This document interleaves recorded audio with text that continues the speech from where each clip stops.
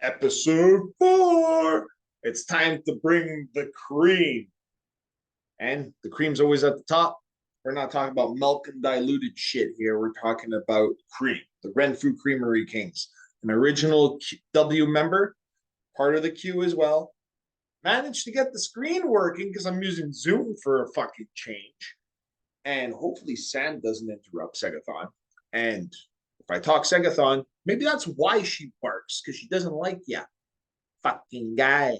Either way, State of the W, episode 4, Renfrew Creamery Kings. Renfrew has been one of those teams where I picked them to go to the Bruley this year. I really would like to see LHX really push through this year. It just seems like his record every single season improves. Shows right here. But also, it's all his exits that I don't like. And it seems like he might seem like that type of team that just can't perform in big games or push his team beyond the first round. Either way, he started season, he's never missed the playoffs, which is an impressive feat in itself, especially with the league, how competitive it's gotten. Only appeared in one conference finals. So, and it was against Sean Bell in Sean Bell's first year, so season 2.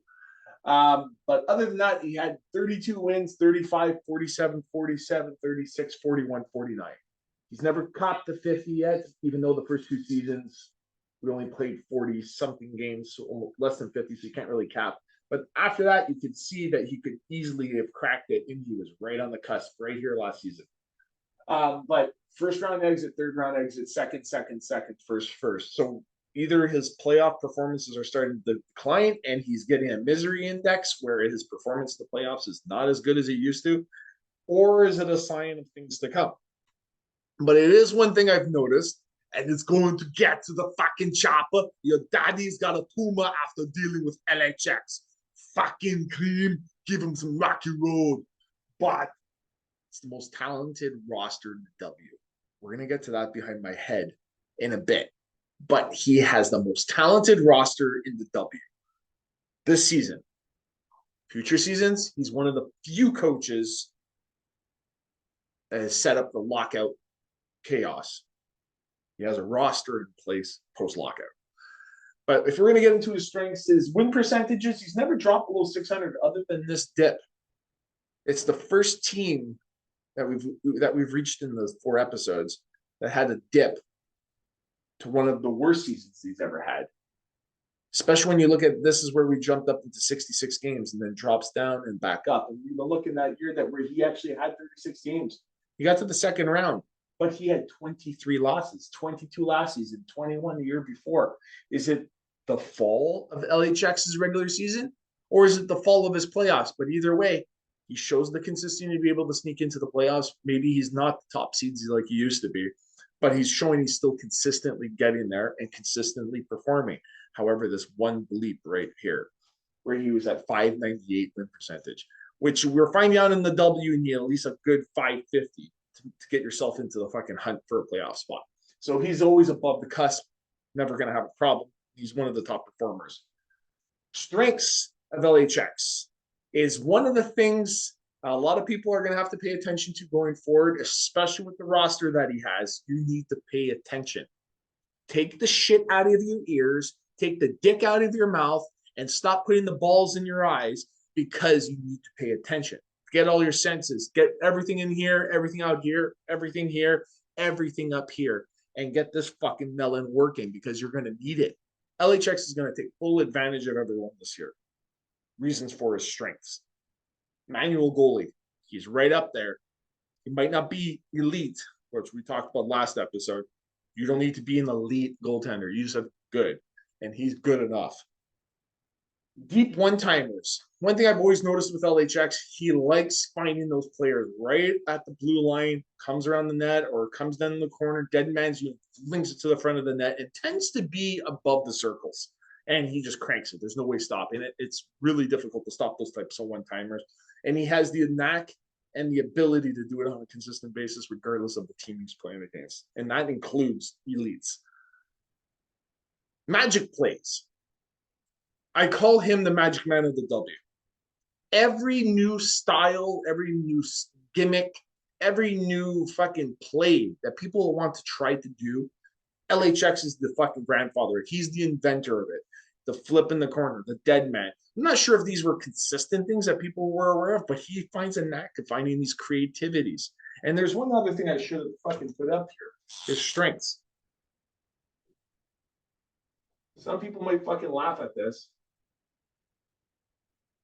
Best dressed. This kid's got style. He don't fuck around. Every time I see him, he's balling. Maybe not my style, but he's got fucking style. This kid's got style. He's like, if you put him in the NHL and you had that fucking, who's the best pimped out? I put LHX in the best pimped out, top of the line. Nobody else comes even close. Unless somebody shows me otherwise, post your videos, post your fucking photos. Yinzas, I don't want to see you fucking doing your fucking stupid dance moves in your fucking empty room because you just went bankrupt. Sorry, puss. Sorry, Nips. Either way, everyone gets fucking shellacked. But his weaknesses, he's not a strong forechecking team. LHX tends to take a little bit off and waits for you to come to him. And he kind of plays the game like a zone defense. He doesn't like playing man-to-man as much as I thought. But over time, I've noticed it more and more that he tends to not do that.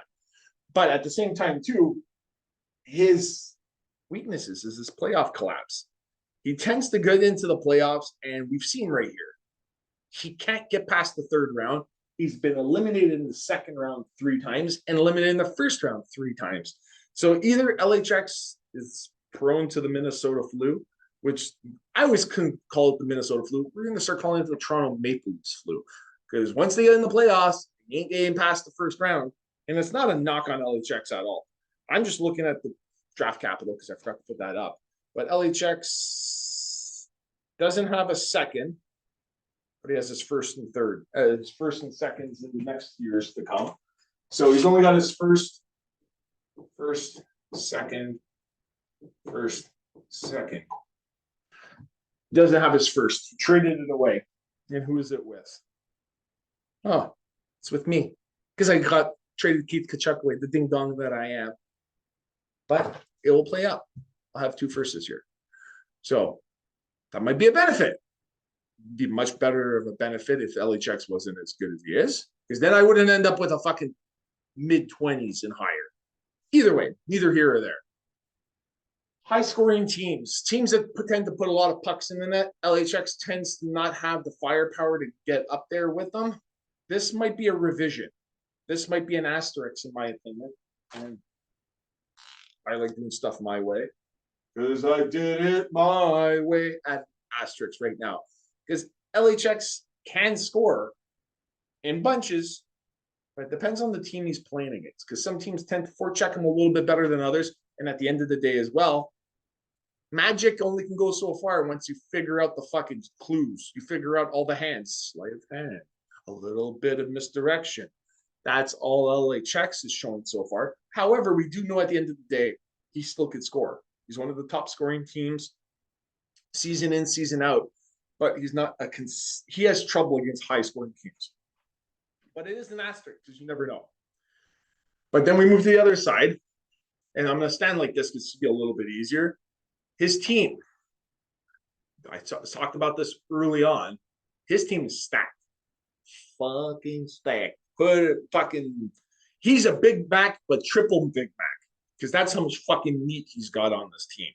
He ain't got much left to be desired, but at least he has a lot to desire because a lot of teams in the league do not have much left on the bone post lockout.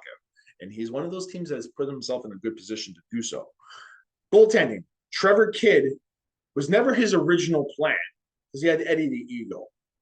Got Trevor Kidd from Oracles. Trevor Kidd, another former Mike fucking backup goalie first season with fucking Dominic Hasek, who's another goalie of mine that I got rid of. But I think I'm in a good position now. But a high end 65, low 51. So he's not in a very good position with Trevor Kidd. However, it's his backup, Manny Legacy, who's in a much better position, who has 8 seasons left at an 81-67 and an average of 74. So post-lockout, he's got a stud in net. Or maybe not a stud, but at least a serviceable player that's above average. And LHX, the way he plays manual goaltender, he can still technically ride the fucking, I wouldn't say ride the pine, but bad choice of words. I'm not used to these fucking reverse windows. I just got to do everything I'm doing myself. Manny Legacy is going to be a good goaltender for him for the next couple seasons, at least up into the lockout, and then he can revisit goaltending afterwards. We get to the nuts and bolts of his team, because the nuts and bolts of his team. Sonny, you remember when I told you I killed you last? That's right, Matrix, you did. I lied. Because his team is no joke. They are going to fucking demolish people this year. And the funny thing is his backups are better than some team starters. Like, they're his full backups. Well, his 3 backups are better than a whole team's full starting roster, which is pretty sick. Steve Sullivan, Stevie Speedy, 82 high, 71 low. So very consistent. 12 more years and a 76 overall. Very strong. Then you move to Simon Gagne. Ed, Wolfie, what are you doing? I keep patting you on the head, tell you to take number 2, and then you fucking trade away Simon Gagne. What's your fucking problem? You got fucking aneurysm in your head just because I'm governor of California. You fucking the wrong people. Fucking guy. You trade away Simon Gagne. High end 87, low 56. But the 56 is when he's with Philadelphia, not Philadelphia, LA at the end of his career. Who cares? He's got fucking 13 seasons with them and he's an average of 71. Post lockout, he goes up to like mid 80s for like 4 or 5 seasons. So he's set there. Robert, my man, Lang. Another guy, 8 seasons, high end 87, low 65, 76 high end. Studs, those 3 alone carry the fucking team. And then you move into his fucking gem. Keith Tkachuk took him from me. Well, didn't take him. Took a king's ransom for it. But at the end of the day, I suffered because I thought I would be able to get something good. And I traded that pick away to Puss. And look what Puss did with McGillney. Ding dong is me. Fuck it in the ass. Either way, Keith Tkachuk, 81. Average over the next 8 seasons, the high of 88, low 71. 71's at the end of his career. I think it's when, I can't remember who he played with at the end of his career. And I would think I would know that. I think Phoenix is actually in that list. Jeff Sanderson, another Autobahn player who's found a resurgence somewhere else in his career, is now with LHX. A 77 overall, 5 years left. This is his shortest term forward. 5 years left, 82-73 high-low. And then you add Craig Conway in the mix, a 73 average. Over the next 9 seasons, he's got a high of 83 and a low of 60. Neither here or there. Still fucking really good. I don't care who you are. I don't care. That's a fucking stacked roster. I'd be in trouble because our whole division's in trouble when he's got a roster set like this. And we haven't even got to his defense yet. Al Cannonman McInnes. 93 high, 83 low. Only 3 seasons left, but an average of an 87. He's going to carry that cannon. Is this one of the tricks that LHX is going to pop out? Slap shots. Is he? He can. And he's got the guy to fucking do it. Then you got Brian Bombardier. Nothing special, but 73 average to 76, 68 high low, and 2 years left. So serviceable, but you're going to have to hope that Pavel Kabina is going to be your guy moving forward because a 72, 10, over 10, an 80, and a 64 high-low.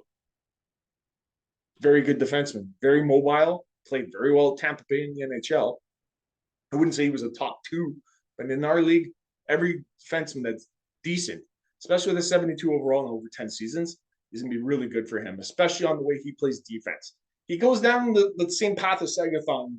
He can win a lot of low-scoring games, but he can also put the puck in the net, but he struggles against the higher scoring teams.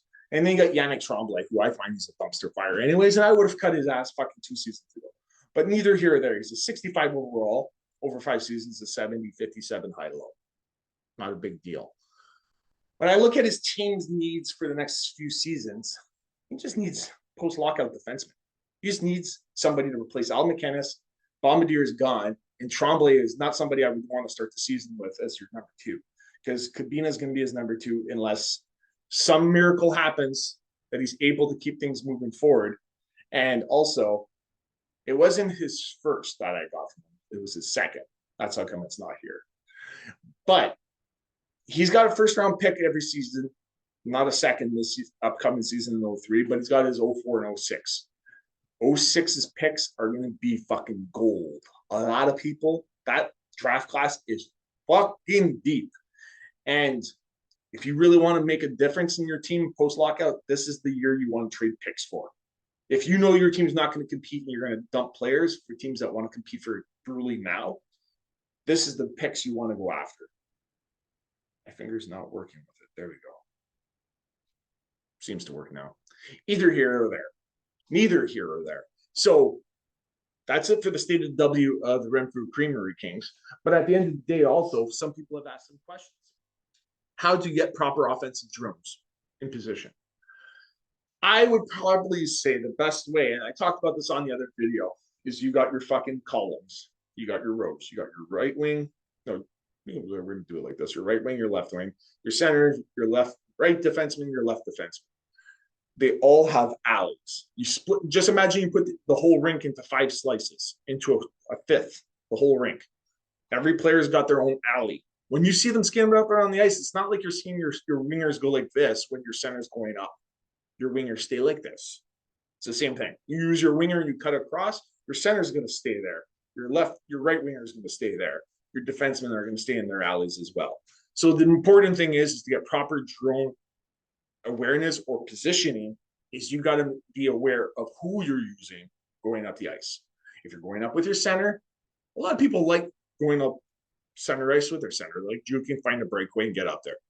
But that means your wings are going to be on the wing. They're not going to come to the front of the net and crash the net. If we're playing NHL 95, we're not playing fucking 2K2 or NHL Chell, whatever the fuck that shit is. I have more important things to build a league that everyone likes. Sam, be quiet. And it took Nick, I don't know, I think that was about 12 minutes. We're going to have to find out. Sam's coming in to bitch at me. But when you think about it, if you're using your wingers, I would say if you want proper drone placement, use your wings because it's a little bit easier not to fuck up the flow of your offense, especially when you're attacking along the side boards. Puss and Nips do it really well when they throw the puck around because their wing is already in the column going up the side in his lane, his 1/5 of the rink. He's going into it and he's going up along the side. He grabs the puck and then comes in and scores. Alleys. Just think about it in the NFL. Just think about it in football. If anyone's played football before, think about it. Coaches always say, stay in your lanes when you're doing kickoffs and punts. Stay in your lanes. Don't come out of it. If you go out of it, it's because it's a set play. You go out of it is maybe also because you didn't fucking listen. Those are where you have to pay attention. So offensive proper drone placement for your offensive awareness is basically getting your players in the right position. More likely than not, higher offensive awareness, those players will stay in their lanes when players start cutting across. When they've got low awareness, they tend to drift a little bit more. Think about it in your car. Most people like to stay in their lanes, but you get those fucking mongoloids, sorry for the bad choice of words, or retards, or whatever you want to call it. It's fucking retarded. A little bit of Rhode Island. We're going to go down to the bar. We're going to go drive in our car, and we're not going to stay in the lane. We're going to fucking drift. That's when you have poor offensive awareness. Best thing to do, focus on where your guys are going to be in their alleys. If you're using your left wing, your right wing and center are going to be where they're supposed to be. A little bit of gradient. They're going to go in and out of their lanes a little bit, but they're going to stay in their column. They're not going to completely come out. When you get dead men, you're fucked. LHX, Renfrew Creamery Kings, one of the masters of dead men. If he throws that puck in the corner, you're better off letting him go and get it instead of putting yourself in position to get screwed. Screw him instead, but likelihood he's going to keep that fucking soft serve coming and he's going to fucking coat you with it. Most of the guys in the league that are elite can do the, we call it the type A dump, but I call it the dead man as well because you can combine them together. Neither here or there. This is episode 4, Renfrew Creamery Kings, State of the W.